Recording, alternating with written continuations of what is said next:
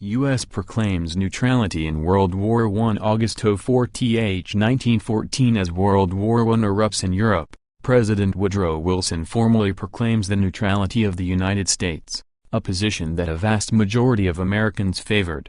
On August 4, 1914, Wilson's initial hope that America could be impartial in thought as well as in action was soon compromised by Germany's attempted quarantine of the British Isles. Britain was one of America's closest trading partners, and tension arose between the United States and Germany when several U.S. ships traveling to Britain were damaged or sunk by German mines. In February 1915, Germany announced unrestricted warfare against all ships, neutral or otherwise, that entered the war zone around Britain. 1 month later, Germany announced that a German cruiser had sunk the William P. Frye, a private American vessel that was transporting grain to England when it disappeared. President Wilson was outraged, but the German government apologized and called the attack an unfortunate mistake. In early May 1915, several New York newspapers published a warning by the German embassy in Washington that Americans traveling on British or Allied ships in war zones did so at their own risk. The announcement was placed on the same page as an advertisement for the imminent sailing of the British-owned Lusitania ocean liner from New York to Liverpool. On May 7,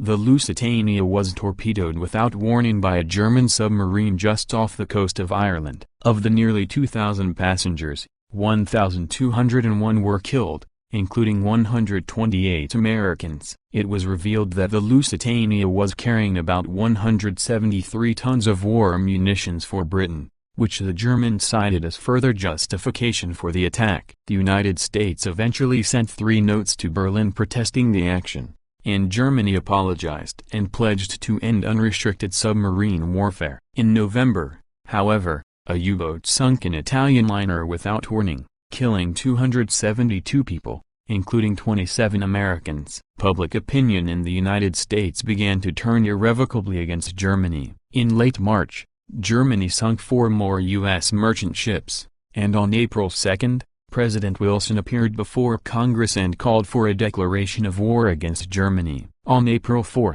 the Senate voted 82-6 to declare war against Germany. 2 days later, the House of Representatives endorsed the declaration by votes of 373-50, and America formally entered World War I. On June 26, the first 14,000 U.S. infantry troops landed in France to begin training for combat. After 4 years of bloody stalemate along the Western Front, the entrance of America's well-supplied forces into the conflict was a major turning point in the war. By the time the war finally ended on November 11, 1918, more than 2 million American soldiers had served on the battlefields of Western Europe, and some 50,000 of these men had lost their lives.